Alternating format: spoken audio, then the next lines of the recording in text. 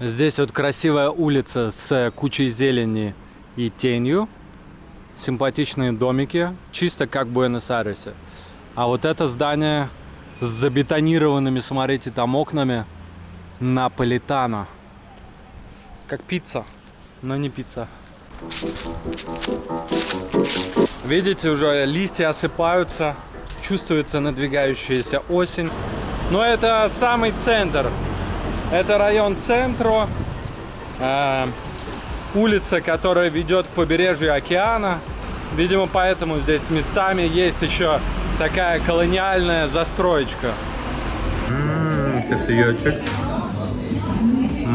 Лаванда, наверное. Водичка. Кто-то умер там. Геля сейчас выпила 1 глоток кортадо, кофе. Вот, пожалуйста, этому чуваку мог бы помочь кофе, возможно, сейчас. Но мы его выпили. Так вот, Геля выпила 1 глоток кортадо и ее взбодрило. Я не могу за ней угнаться, смотрите, я бегу. Геля, расскажите, как вас так взбодрило? Я сделала глоток кофе. Просто Лёша сделали кортадо. Это эспрессо с молоком. И я чувствую жизнь, силы, энергию. И я готова идти дальше. Ну, плюс еще шаверма, конечно, была. С 1 глотка, прикиньте, Гелю вставила просто жестко. Я просто кофе не пью. Некоторые думают, что эспрессо почему-то крепче, чем, например, капучино. Крепче, чем латте. Но прикол в том, что все эти напитки, которые готовятся на основе эспрессо, в них во всех одинаковое количество эспрессо. То есть наливается шот эспрессо, и все, там больше кофе нет. Что в эспрессо без всего, что в латте, что в капучино идет одинаковое количество самого кофе, одинаковое количество кофеина. Эти напитки одинаковые по крепости, ну, по крайней мере, по количеству кофеина. Там есть такой прикол, что, типа, в напитках кофейных, чем больше кофе, чем больше в кофейных напитках кофе, тем... Больше кофе. Там есть такой прикол, что чем больше молока в кофейных напитках, тем якобы оно сильнее смягчает крепость самого кофе, эффекты кофеина. По-моему, это фигня, все, можно напиться капучино так, что у тебя будут руки трястись. А можно эспрессо бахнуть и лечь спать, как я, в общем-то, часто делаю. Я Пиньери. Вы тоже это видите? Я не вижу, что здесь такое. А что такое? Предпоследний знак. И? Блядь. Лёш. Да Что, ладно. реально? Обернись назад, посмотри вот на этот дом. Вау. Какое дизайнерское решение. Это получается ставни, балконы, они просто закрываются такими вот решетками. Как азбука Морзе А просто. если надо, открываешь. Очень интересно. По соседству с чувачками с перевернутым российским флагом и каким-то вообще языческим непонятным справа. Такой вот новоиспеченный домик. Ну вот если в Чили был прям совсем полный трэш, то здесь, в принципе, эта проблема с граффити тоже присутствует. Вот, например, здание, видимо, за которым не так хорошо следят, и оно все исписанное тоже. Вот с этой стороны. А здание-то красивое, здание балдежное, вообще офигенное.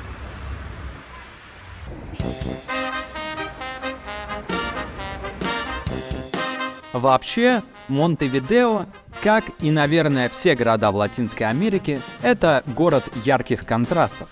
Вот, кстати, улица Рио-Негро, Черная река, прям как в Питере.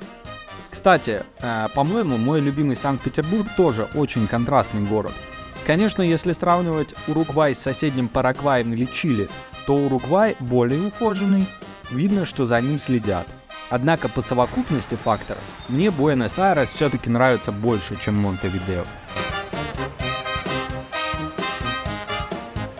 Рядом с площадью Независимости находится вот такая вот прекрасная галерея, в которой не особо-то спрячешься, конечно, от солнца. Вообще такие галереи сделаны для того, чтобы в них тень создавалась. Здесь вот с тенью беда, но выглядят симпатично. Какие-то вот челики такие, гуталиновые. просто какой-то жаккард, только по-уругвайски. Жаккард по-уругвайски.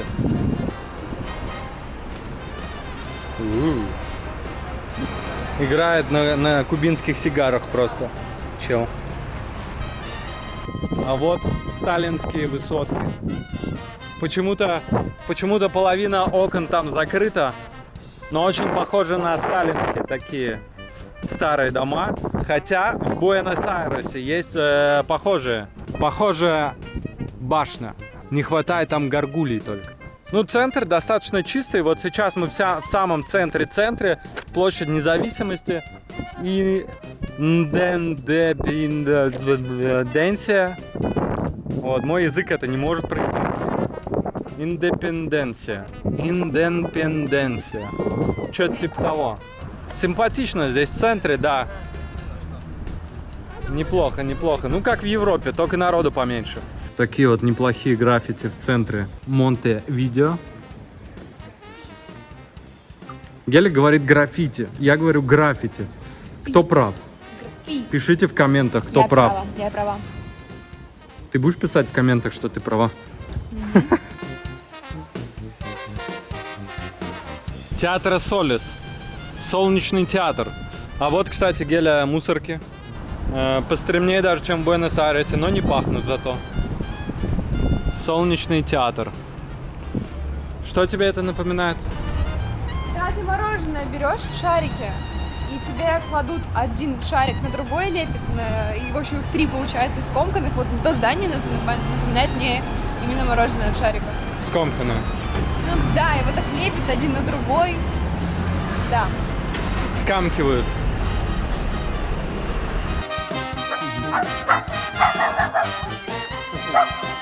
Симпатично тут.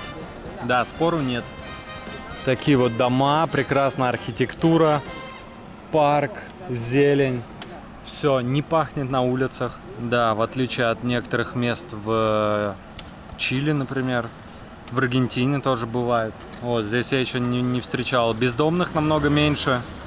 Ну, это и понятно, здесь цены в 2 раза больше. Но вот чего-то здесь не хватает, на мой взгляд. Все-таки вот все красиво так, да. Но в Аргентине, во-первых, не хуже. А во-вторых, моя душа вот с Аргентиной. Вот там я прям себя чувствую как-то прям... Может быть, это из-за низких цен. Здорово.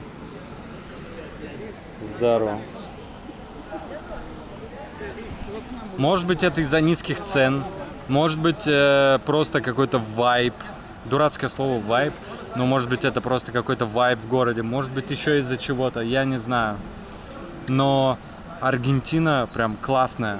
Да, здесь тоже неплохо, но здесь хорошо приехать, расслабиться, какое-то время провести. А в Аргентине можно жить. А тем временем впереди Атлантический океан. Побережье Атлантики. На той стороне Африка. А если взять чуть севернее, то и Европа. А если еще севернее, то через Северный Ледовитый океан можно прийти... куда там? В Мурманск, да?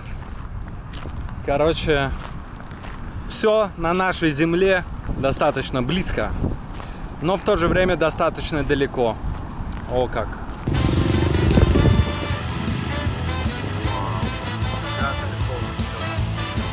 Вот такой вот променад здесь, в Монтевидео. Где-то там, вот он, летит вертолет. А местные просто либо приходят сюда вот так вот посидеть, почилить, либо они выходят из своих домов вот здесь, сидят, чилят вот прямо так, перед домами с видом на траву, либо чилят вот так. В любом случае здесь чилят. Кораблик. Мы вот сейчас едем, я думаю, на что это похоже. И у меня в голове всплывает Бейрут, город в Ливане, столица Ливана. Там есть похожая набережная. По крайней мере, у меня в голове она таким образом запомнилась. И там тоже такая зеленая растительность, пальмы, куча машин припаркована сбоку. Я там был еще до взрыва в Бейруте, который произошел сколько, год или полтора назад, когда там большой танкер российский, по-моему, взорвался. Прикольно в Бейруте было, я помню, в Ливане, мне понравилось.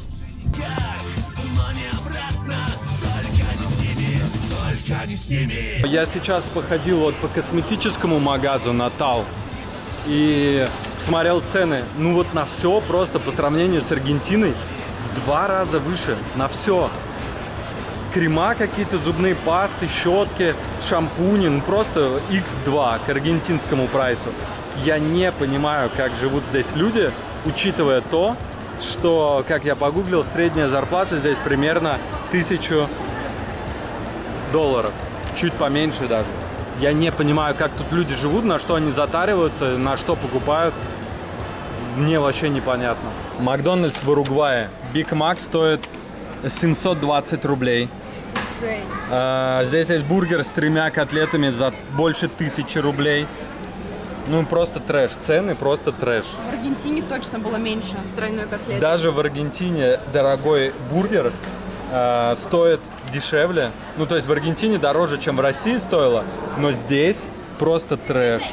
Давайте посмотрим, сколько стоит картошка. Большая картошка 270 рублей.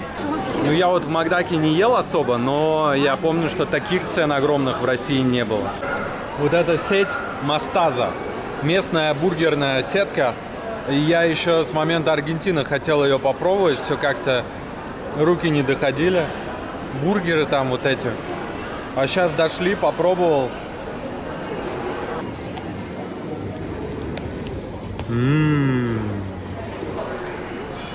Но сначала послушаем, что скажет Геля. Как тебе? Мне настолько плохо, что я просто плачу, потому что я голодная, я хочу есть, я ем и плачу.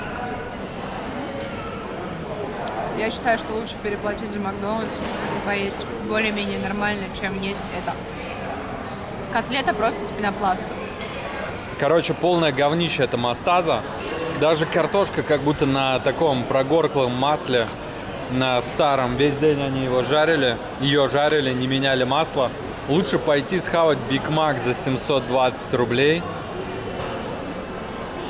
Ну нет, не лучше. Как может Биг Мак стоить 720 рублей? Это вообще не лучше. Нет. Лучше в Уругвай не ездить. Но у нас здесь дело. Поэтому мы здесь. В Аргентине по цене вот такого, ну, плохого, прямо скажем, плохого бургера можно съесть прекрасный просто стейк, филе миньон, который там называется ломо. И он будет классной прожарки с гарниром. Все. Аргентина чемпион. Мне нравится Аргентина, потому что там реально... Ну, там круто. А что еще я заметил? За весь день почти не встретил русских. Ну, под русскими я подразумеваю русских, украинцев, белорусов, всех русскоговорящих. Я уж не знаю, это плохо или хорошо, но тем, кому это важно, может быть, в Уругвае русских намного меньше. Просто намного меньше, чем в Аргентине. В Аргентине русских жопой жуй. Особенно мне нравится в этом отеле вот такие полотенца. У этого полотенца случился прорыв, по-моему. Реально на завтраке в основном сладости и немного ветчины вот здесь есть. Выглядит так себе, попробуем, как она на вкус. Вот такой вот мой завтрак. Вот такой вот Гелен завтрак. Я не нашла миски для хлопьев, поэтому взяла стакан. Неда медиалуна, половина. Как будто он 3 дня здесь лежит. Просто круассан с сахаром. То же самое. За исключением банана, завтрак говно. Отель Калифорния в Монтевидео абсолютно не lovely place. У тебя как? Мне кажется, нас слышали на ресепшене, сейчас нас грохнут. Также все в граффити.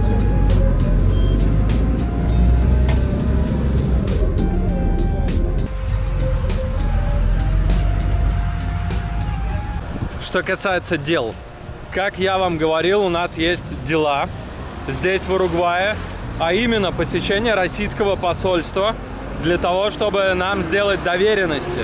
Сделать доверенности за рубежом довольно сложно, И одна из возможностей — это прийти в посольство твоей страны, чтобы они удостоверили, что ты доверяешь такому-то и так далее. Они печатают там на своем бланке, удостоверяют, потому что консульство имеет право это делать.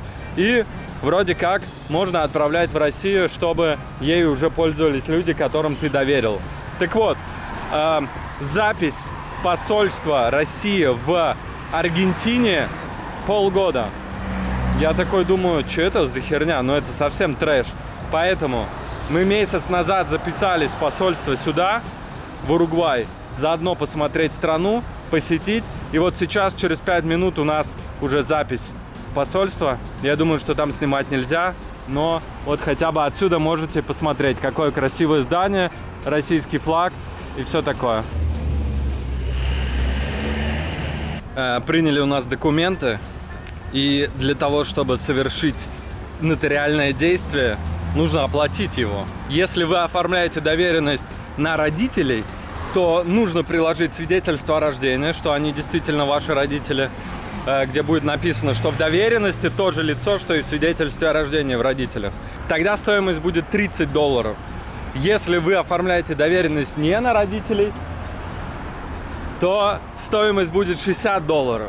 Вы присылаете документы, они проверяют все, говорят, окей, с вас $30, по 30, нас двое, 60.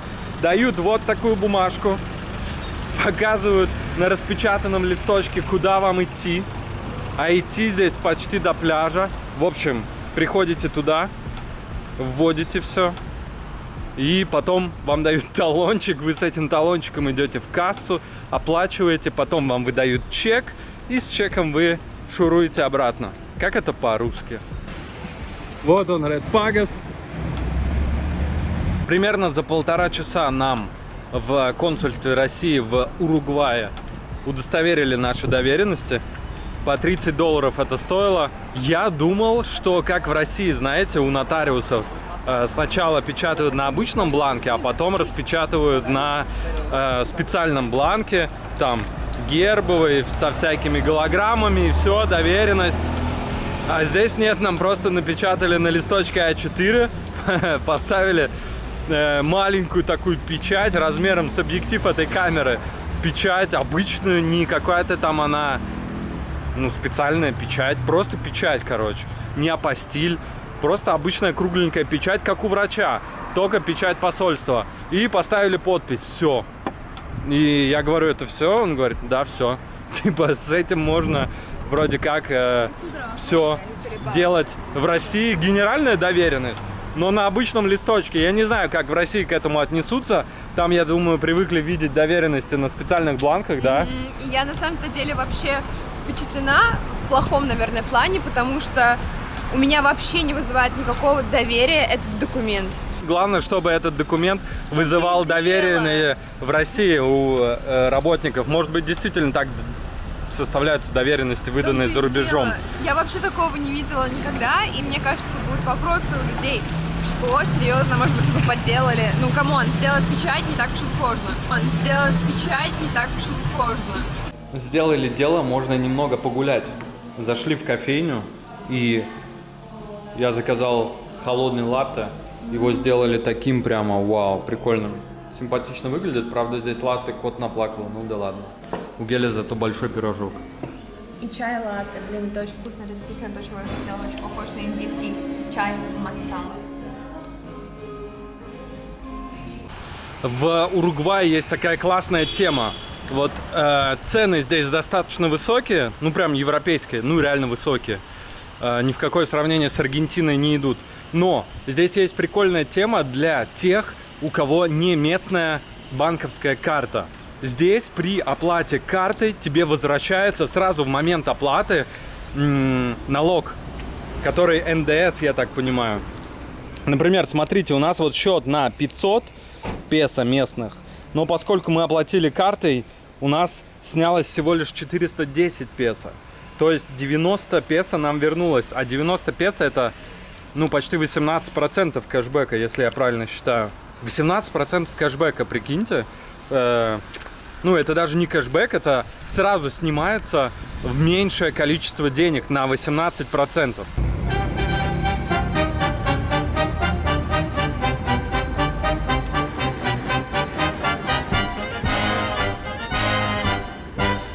Чем интересны деньги в Уругвае? Некоторые деньги, особенно маленьких валют, здесь пластиковые, больших валют нет, ну либо не все. Но что меня особенно удивило, так это то, что купюры с одинаковым номиналом могут выглядеть по-разному. А именно, смотрите, 50 песо выглядит одна так, а другая по-другому. И вот серия написана 2017 года и 2022. Они обе 50-песовые, но они выглядят абсолютно по-разному, даже разный цвет. Я такого не видел вообще нигде в мире, чтобы одна и та же купюра по номиналу выглядела по-разному. В Монтевидео есть пляжи. И вот примерно так они выглядят. Вот дома, вот пляжи. Но обратите внимание, никто не купается практически. Вот один человек там справа, потому что вода грязная. Смотри, какой отлив сильный. Да. Ну давай.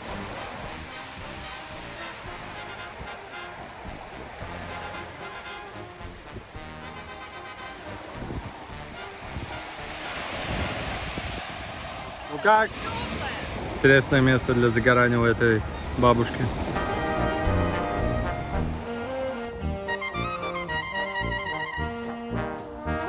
Я думал, что проезд в Уругвае стоит 70 рублей с чем-то, а он оказывается 110 почти.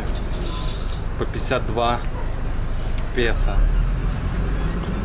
Но это почти в 10 раз дороже, чем в Аргентине. Здесь, в Уругвае, в автобусах за 110 рублей за проезд вы получаете такую вот бричку без кондиционера. Даже без кондиционера.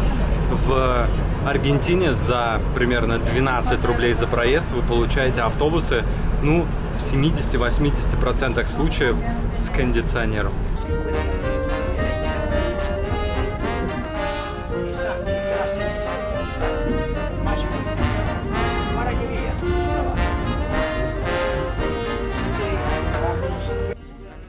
Что интересно, сейчас прямо 3 человека минимум в автобусе купили этот чудо-состав у этого Кашпировского. Мир очень любопытен, когда люди не знают физики. Если есть какая-то штука, которая спасает от любых пятен, то зачем все эти ваниши всякие в супермаркетах стоят, там лаборатории имеют, испытания проводят, состав делают.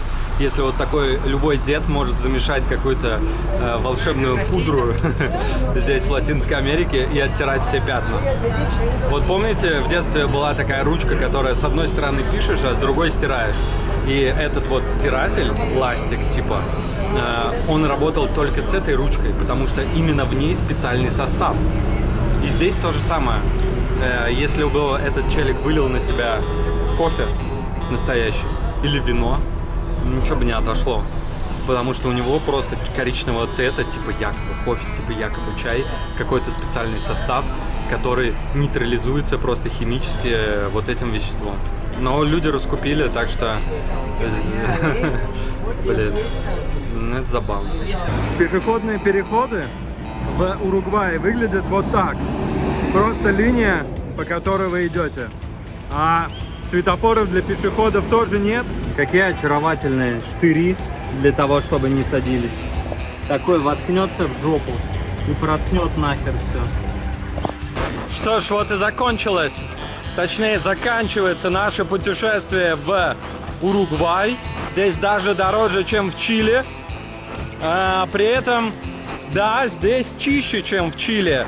Да, здесь безопаснее, чем в Чили.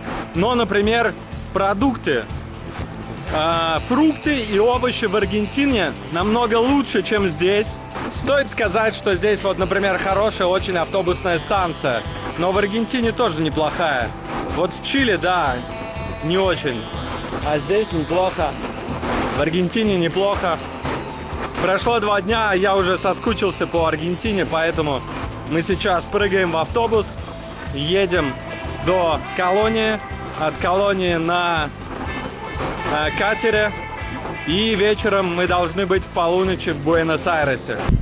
Ну, в общем-то, Уругвай мне видится очень таким более европейским, чем Буэнос-Айрес. В целом архитектура очень-очень похожа, природа, но видно, что люди получше одеты. На самом-то деле чаще встречаются айфоны, очень чисто, меньше мусорок, меньше, ну, переполненных, я имею в виду, прям таких стоящих в центре города, зловонно воняющих, вот.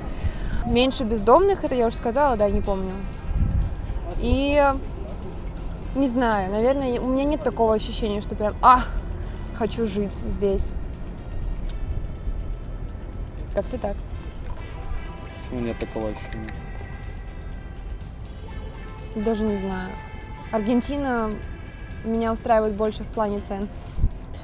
Поэтому зачем жить здесь, в Уругвае, когда можно жить в Аргентине на те же деньги, только гораздо шикарнее. Представь, что здесь цены были бы такие же, как в Аргентине. Тогда мне мало одного дня. Надо еще время. Ага. Но на самом деле то, что здесь есть H&M и какие-то магазинчики с более европейской одеждой, а не вот этой вот всей расфуфыренной китайской одеждой, которая супер яркая, супер плохого качества, все то, что продается в Буэнос-Айресе. Ну, в этом плане мне нравится больше Уругвай, конечно. Я соскучилась по хорошей одежде, по хорошему настроению.